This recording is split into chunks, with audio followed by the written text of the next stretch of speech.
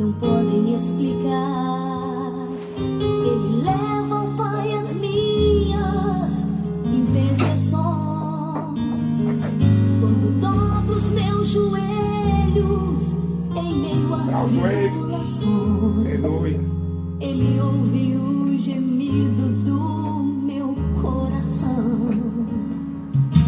Ó Jesus, a ti confesso, não dá pra viver sem sentir a tua presença no meu ser. Sou eterno dependente, ser humano tão carente. Estou de novo aqui e quero ter poder. Quem desse louvor? Ainda que pra te servir, Jesus, Lauriette, eu tenho aqui chorar. Te servirei porque comigo estarás. Sofrer contigo é bem melhor do que errar. Aleluia. Eu amei e às vezes não consigo nem falar. Logo as lágrimas. Essa mensagem do louvor tem tudo a ver com a mensagem. Como sinal que tu estás neste lugar. Pegar uma flor pra espirrar na garganta.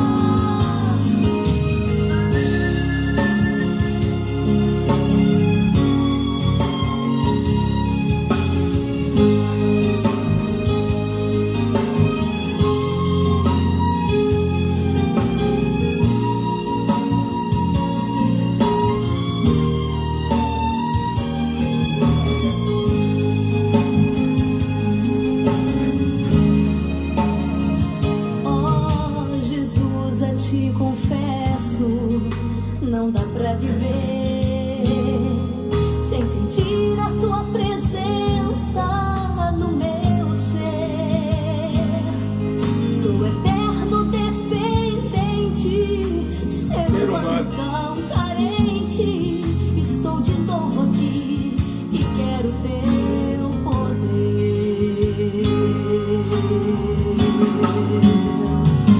Ainda que pra te servir, Jesus, eu tenha que chorar. Te servirei porque comigo estarás. Voaram. Sofrer contigo é bem melhor do que Dois periquitinhos.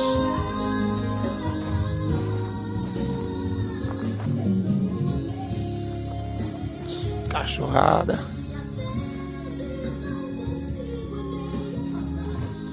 Aí o João de Barro.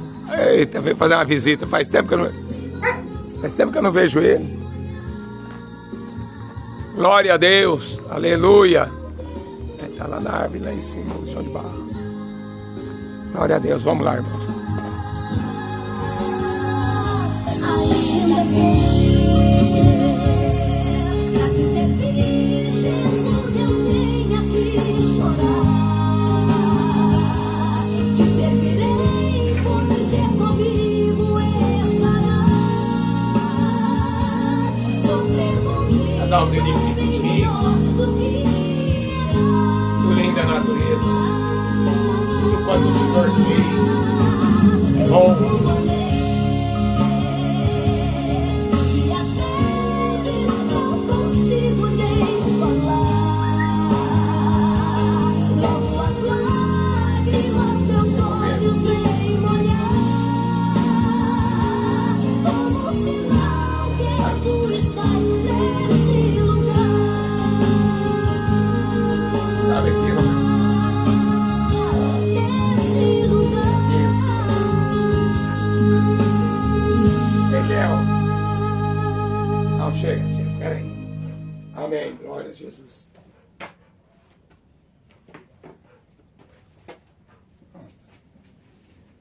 Irmão, Deus quase nem me deixou dormir essa madrugada. Foi uma vigília praticamente. orando, meditando, né? E Deus me deu uma palavra para os irmãos. E eu creio que vai ajudar muita gente. Se bem que são poucas pessoas que acompanham, né, essa palavra assim de oração, de vamos dizer, provação, de luta. A turma só quer escutar fantasia, né? Mas realidade, a palavra de Deus é uma realidade. Bom, campanha hoje, quarto dia, Salmo 71. A minha boca manifestará, o versículo 15, minha boca manifestará a tua justiça e a tua salvação todo dia, pois não conheço o número delas. Sairei na força do Senhor Deus, farei menção da tua justiça, e só dela. Ensinaste-me, ó Deus, desde a minha mocidade até aqui, tenho anunciado as tuas maravilhas. Como eu já disse, Davi na sua velhice, fugindo de Absalão, ele faz esse salmo aqui. Mas o Senhor me deu Jó. Uma palavra difícil, irmão, misericórdia. Vamos ler. Capítulo 2, versículo 11. Ouvindo, pois, 3 amigos de Jó, todo este mal que tinha vindo sobre ele, vieram cada um do seu lugar. Elifaz, o Temanita, Bildade, o Suíta, Esofar, o Namatita. E combinaram condoer-se dele para o consolarem. E levantando de longe os seus olhos, não o conheceram. Levantaram a sua voz e choraram. Rasgaram cada um o seu manto, e sobre as suas cabeças lançaram pó no ar, e assentaram-se com ele na terra 7 dias e 7 noites. E nenhum deles dizia palavra alguma, porque viam que a dor era muito grande. Amém? Bom, a dor era muito grande. Você vê, irmão, que vieram de longe, cada um de um lugar, para tentar consolar, né, o que tinha acontecido com Jó. Um homem que a Bíblia vai dizer riquíssimo, né? Você vê no capítulo 1, versículo 3, este homem era o maior do que todos do Oriente, né? E Jó fazia sacrifício pelos filhos, né, caso ele tenha pecado, né? Ele já fazia sacrifício até antecipado. E um dia em que os filhos de Deus, os Néfilins, isso aqui não é Néfilins, é anjos caídos, vieram apresentar-se perante o Senhor, e veio também Satanás. Então o Senhor disse a Satanás: de onde vem? E Satanás respondeu ao Senhor: de rodear a terra e passear por ela. Só que o diabo, ele não é o adversário de Deus, ele é nosso adversário, né? 1 Pedro 5,8, o diabo, nosso adversário, né, anda ao nosso derredor bramando como leão, buscando a quem possa tragar. E Deus usa o diabo. Foi Deus usando o diabo aqui nessa história, né? E Deus, ele mostrou Jó para o diabo. Se Deus não mostrasse Jó, não aconteceria nada disso. Mas foi Deus que colocou Jó nessa provação. Às vezes a gente sofre muito, né? Todo mundo sofre, não? Aqui, e eu digo, quanto mais você quer se aproximar de Deus, mais você vai sofrer na carne, né, as lutas. Mais o mundo espiritual vai te atacar. Então não pensa porque você se converteu, porque você foi para uma igreja, que as lutas vão terminar. Não. Você vai ser aperfeiçoado pela luta. A luta nos faz crescer. Dói. A gente chora. A gente sofre muito, né? Todo dia a gente vai ter algum impasse, mas tem dias que realmente a luta cresce, né? O inimigo lança seta, né? Joga mentira na cabeça da gente, e às vezes é um pingo no copo d'água e a gente transforma numa tempestade. Disse o Senhor a Satanás: observaste ao meu servo Jó, porque ninguém há na terra semelhante a ele. Ninguém. Homem íntegro, reto, temente a Deus e que se desvia do mal. Você está vendo? Não tinha nada de errado com a vida de Jó.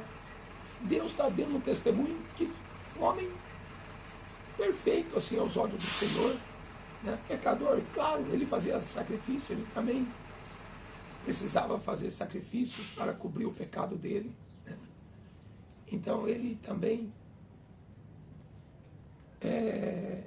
apesar de ser um pecador, era o próprio Deus dando testemunho que ele era reto, temente a Deus, se desviava do mal, íntegro, né? Então o diabo fala: porque o Senhor abençoou ele, o Senhor deu tudo. Não, tira tudo que ele tem, né? E aí vem aquela história, né? Veio um sujeito, conta: olha, eu estava lá e queimou tudo, caiu fogo do céu, né?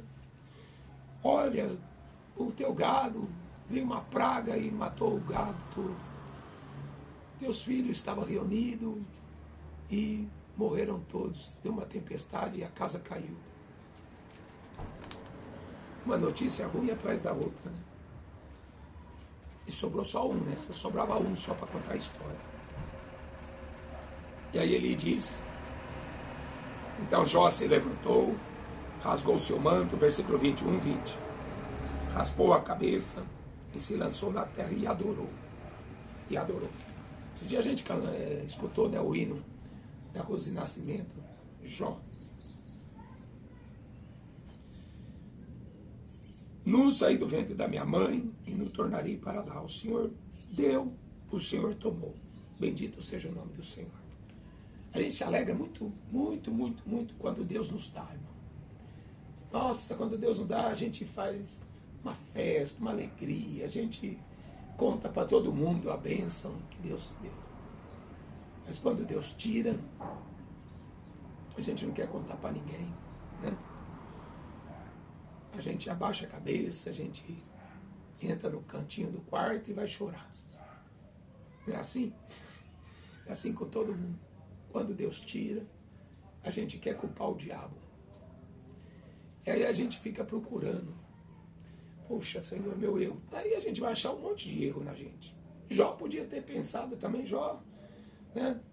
A situação que ele estava passando, ele questionou Deus por várias vezes. Eu não lembro agora quantas perguntas ele fez para Deus, né? Se os irmãos procurarem na internet aí, né? Quantas perguntas Jó fez para Deus. Vamos ver aqui se eu acho que... Não, deixa para lá. Fica procurando por que, Senhor, que está acontecendo isso, né? Por que esse levante está acontecendo na minha vida? Eu não fiz nada de errado, né? Mas aí a gente tenta achar a causa, né? A gente tem que achar uma causa para servir de consolo. E aí entra esses 3 amigos de Jó que vieram de longe para ver o estado daquele homem riquíssimo, que dava conselho para todo mundo, um empresário bem sucedido, inteligente, porque a riqueza, a Bíblia fala que é um dom de Deus, né? Então Deus deu uma bênção muito grande para esse homem dele trabalhar e conquistar, em se enriquecer. E creio que ele ajudava muitas pessoas, dava trabalho para muitas pessoas, né? Paulo fala assim: aos ricos desse mundo peço que sejam generosos, que repartam com os necessitados. Então a riqueza é um dom. Às vezes Deus dá a riqueza para um homem e esse homem está dando emprego para muita gente, né? Ajuda financeiramente instituições carentes, Então esses homens chegam lá, quando vê, irmão, eles não conheceram Jó. Tamanho foi o estrago que o diabo fez na vida desse homem, né? Depois de Deus, de Satanás aparecer a segunda vez e pedir para tocar no corpo. Deus falou assim, pode tocar no corpo, mas não na alma, né? E aí feriu Jó de úlceras malignas, desde a planta do pé ao alto da cabeça, irmão. Meu Deus do céu, imagina. Perder tudo, perder a saúde assim, sabe? Olha, irmão, se você quer ser consolado, vai no hospital. Vá no hospital. Eu conheço o irmão, eu encontrei com ele sábado. Ele tinha ido fazer um trabalho no presídio. Mas ele também já foi no hospital de canceroso. Não, e eles fazem culto lá. Eles fazem culto lá. E ninguém tem medo de pegar a lepra, né? Tem gente que perdeu o nariz, outro perdeu a orelha, outro perdeu o dedo, outro já perdeu mão, né? É duro, né? Uma doença que nunca teve cura, não sei se hoje tem assim pela medicina, mas muita gente sofreu isso, né? Jesus curou 10 leprosos, tinha muito leproso, né? Jesus mesmo fala assim, havia muito leproso no tempo do profeta Eliseu, mas só Naamã sírio recebeu a graça. Pessoa, um sujeito que não era crente, né? Como eu disse ontem, né? Que nem Urias não era do povo de Israel, mas recebeu a bênção. Então Jó fala assim, que a mulher dele, nossa, você vai continuar sincero a esse Deus, amaldiçoa e morre, né? Você está falando como uma doida, mulher. Receberemos o bem de Deus e não receberemos o mal. Em tudo isso Jó não pecou com seus lábios. Ah, irmão, eu confesso, irmão, quando a luta é muito grande, irmão, a gente murmura. Nossa, mano, eu não chego no dedinho do pé do Jó. Meu Deus do céu.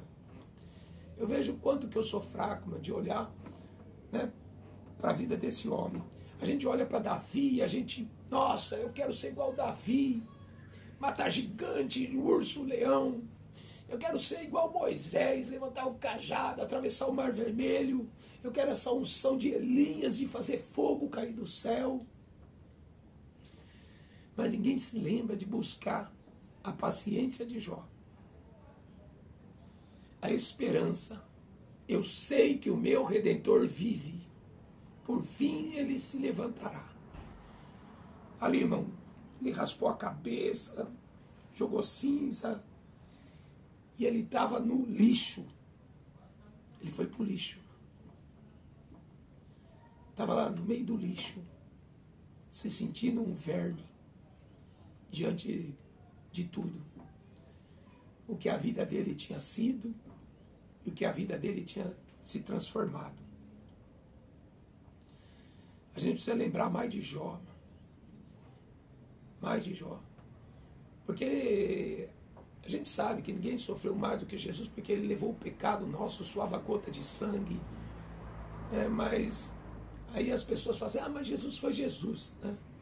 Mas quando a gente entra na vida de Jó, e a gente vê tudo isso que ele sofreu, e o povo, os 3 amigos dele tentando consolar, mas não havia consolo da parte de homens. Não temos.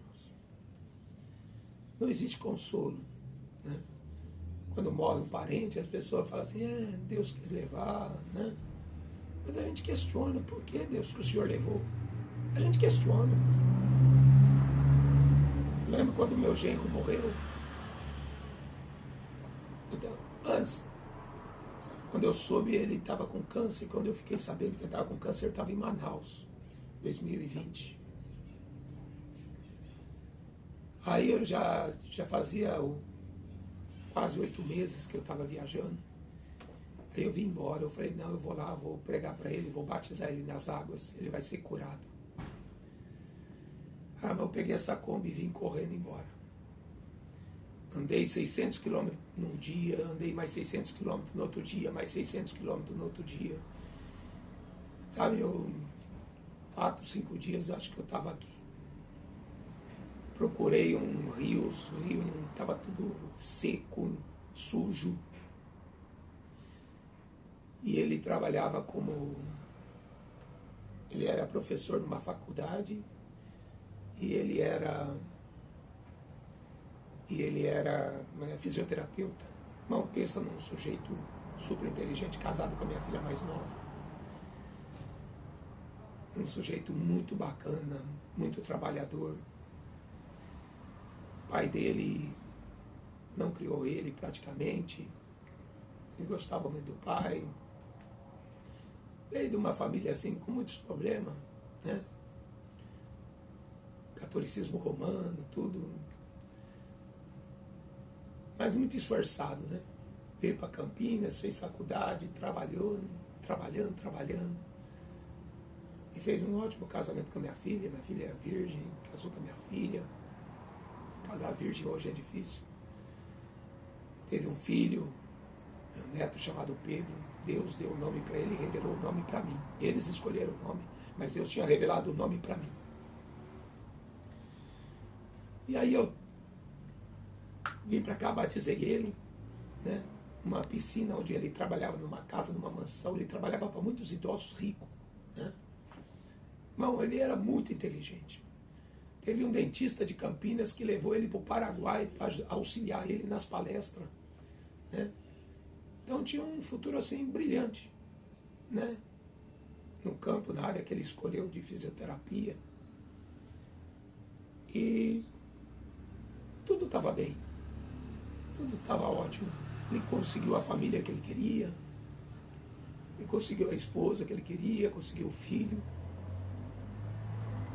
Mas de repente veio essa tribulação.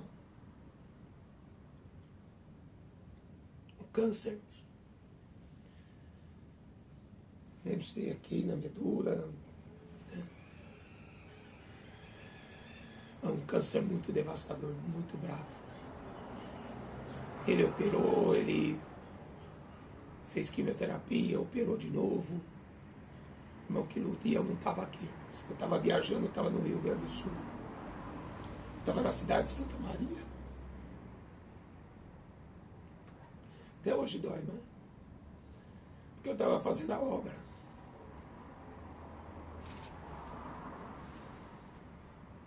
Eu peguei, deixa eu ver se eu acho.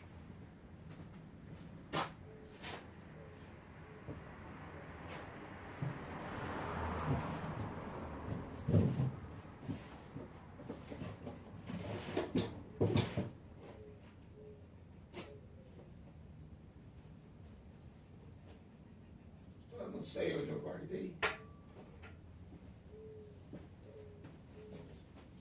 Uma hélice feita de madeira, de aviãozinho assim, né? Achei no chão, eu estava num posto de gasolina.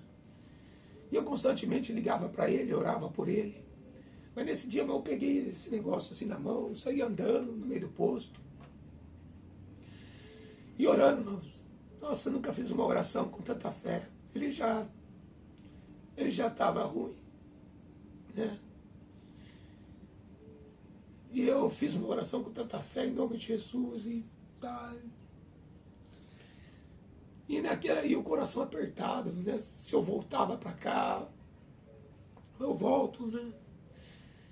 E aquela voz, olha, pôs a mão no arado, não pode voltar atrás. Uma vida de um pregador é sofrimento, irmão. Deus nos cobra muito, irmão. Deus exige muito da gente. Porque a gente tem que ter o sentimento de que age em Cristo. A gente é espetáculo ao mundo e aos anjos. A gente sofre, apanha, irmão, para que vocês sejam edificados. Para que a igreja seja edificada. Não é fácil carregar título de pastor, não é fácil. Carregar título, não. Porque Deus escolhe desde o ventre da mãe. Paulo fala assim, aprove a Deus desde o ventre da minha mãe ter me escolhido. Eu não consultei nem pai nem mãe. Foi uma escolha que Deus fez, não foi uma escolha que eu fiz. E aí fui em frente, fui para Uruguaiana, fui para a divisa do Uruguai, fui para Bagé, sei lá, e depois eu fui para Pelotas. Roubaram minha caixa de som, eu pregando na rua, o demoniado passa, pegou a caixa e levou embora. Arrebentaram uma caixa que eu tinha feito, um baú de madeira que eu tinha feito, arrebentaram na rua, que eu deixei, eu estava dormindo na casa da igreja. E eu deixei a Kombi na frente do mecânico, perto dali da igreja. Eu falei, vou deixar aqui mesmo, né? Nunca ninguém mexeu na Kombi, não vai mexer. Arrebentaram, roubaram o microfone, roubaram a extensão, roubaram mangueira de ar. Roubaram uma usina de alimentar a bateria da Kombi na energia. Prejuízo tremendo eu tive naquela cidade, financeiro, sabe? Mas o pior, irmão, foi quando eu recebi a notícia que o meu genro tinha falecido. Eu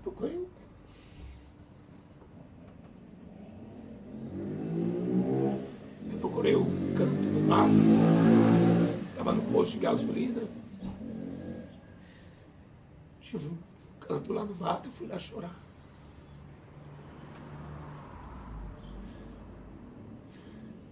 Fazendo a obra. E a gente questiona.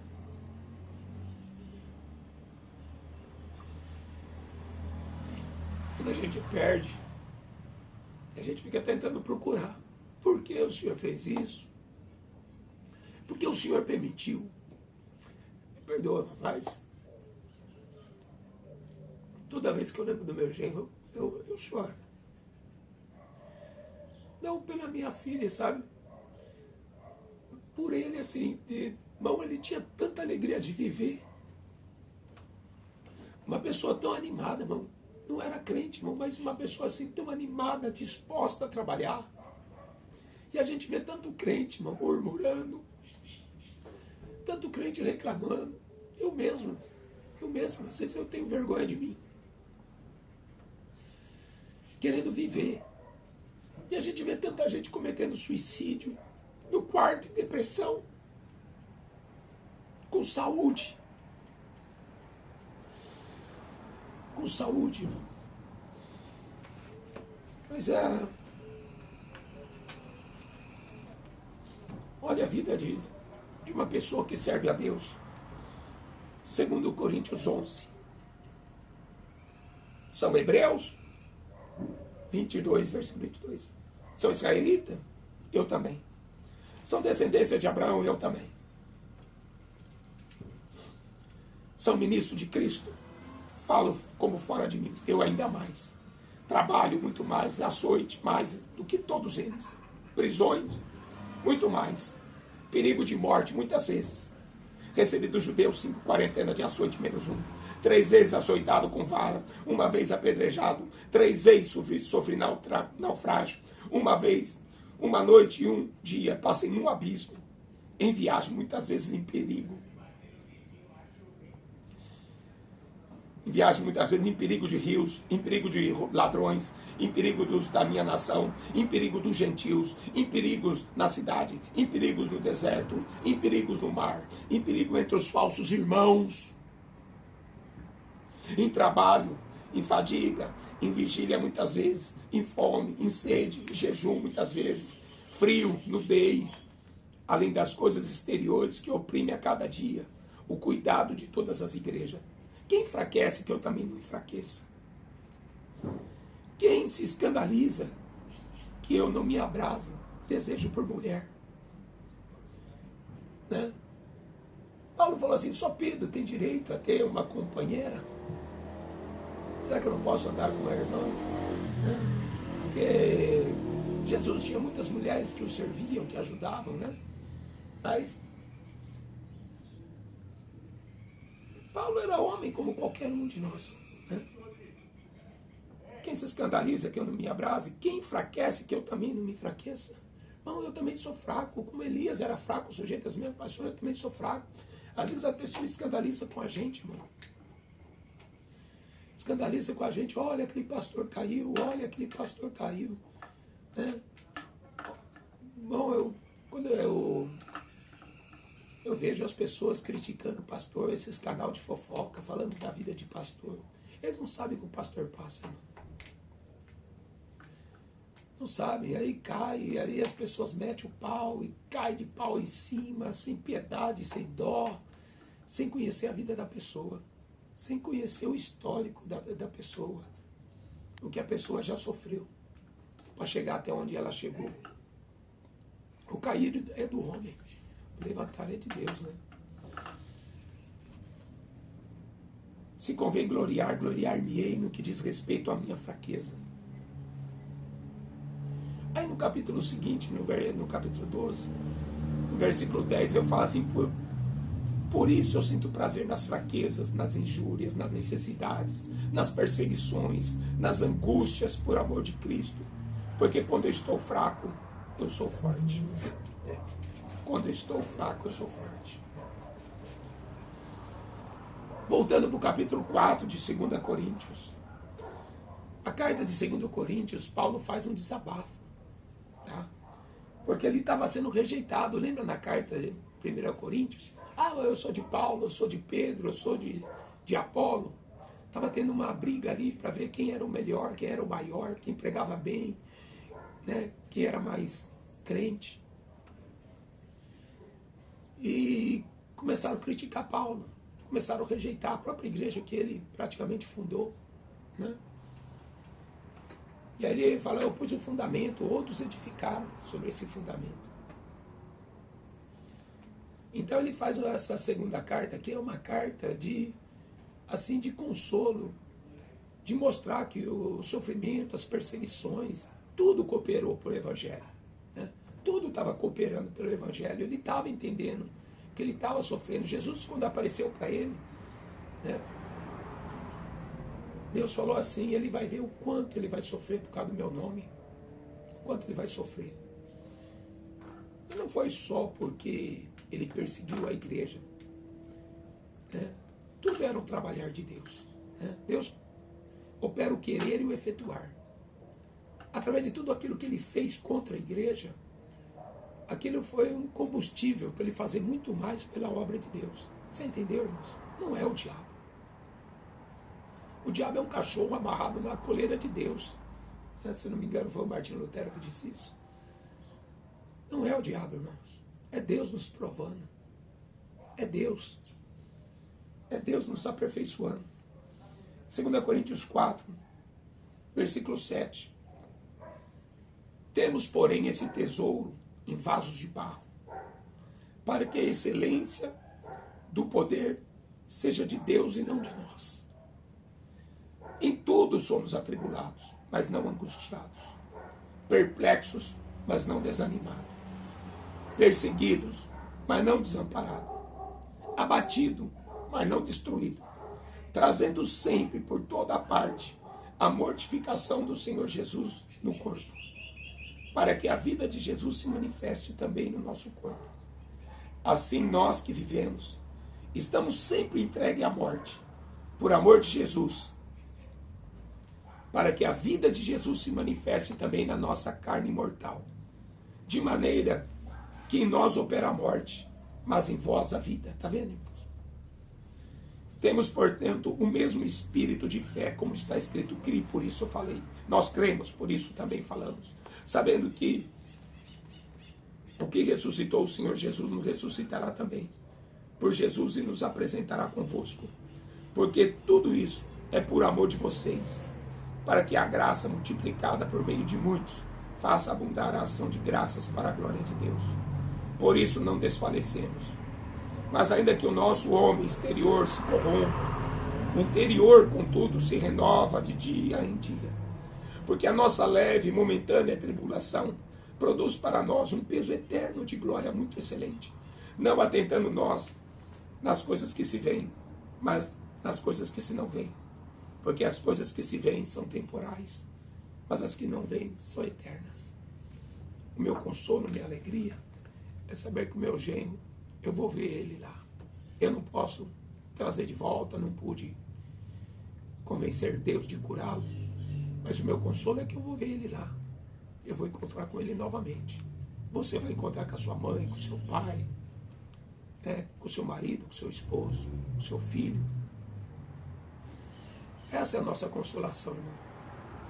Nosso corpo exterior, irmão, ele vai se acabando, vai se deteriorando. A gente vai ficando cansado, né? Hoje mesmo eu recebi a mensagem. Ontem eu li Isaías 40. Hoje mesmo eu recebi a mensagem logo cedo de um irmão lá de Rio Verde, de Goiás. Deus dá força ao cansado, né? Ele renova suas forças todos os dias. Então, irmão, vamos orar. Eu quero entregar nossa vida mais ainda na mão de Deus. Pai, eu te agradeço por a sua palavra, que é viva, Senhor. Que essa palavra possa dar vida aos teus servos, pode curar, Senhor. Possa curar mágoa, tristeza. Pai, consola, conforta o coração de todos. Teu Espírito é o Consolador. Que o Senhor derrama a porção dobrada do Teu Espírito sobre cada um que vai escutar essa mensagem, Senhor. Que o Senhor possa curar fisicamente também os que estiverem enfermos. Mas desde a planta do pé até o alto da cabeça, o Senhor possa curá-los. Em nome de Jesus, a minha vida e a vida dos meus irmãos em Cristo. Seja feita a Tua vontade, venha o Teu reino. Bendito seja o Senhor deu, o Senhor tirou. Em nome de Jesus, nós te louvamos porque não trouxemos nada e não vamos levar nada. Mas queremos sempre te amar e te adorar, Pai. Em nome de Jesus. Amém. No fim do livro de Jó, ele vai dizer, eu conhecia só de ouvir falar, mas hoje os meus olhos te veem. Amém, irmãos? Esse é o caminho. É apertado, é estreito, mas anda nele. A Bíblia diz que nem o louco errará o caminho. Amém? Que vocês tenham um ótimo dia, em nome de Jesus. Louvado seja o nome do Senhor. Amém.